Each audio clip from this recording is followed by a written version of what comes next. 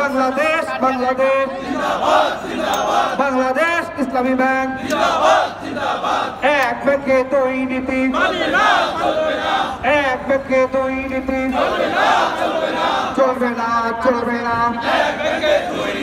চলবে না চলবে না চলবে না চলবে না ইসলামী ব্যাংকে দুই নীতি হুঁশিয়ার সাবধান। সম্মানিত ভাইরা, আমরা একেবারে সব কথা এখানে বলতে চাই না। একেবারে ভিতরে চলের বিড়াল বেরিয়ে আসার আগে আপনারা সমাধান করুন।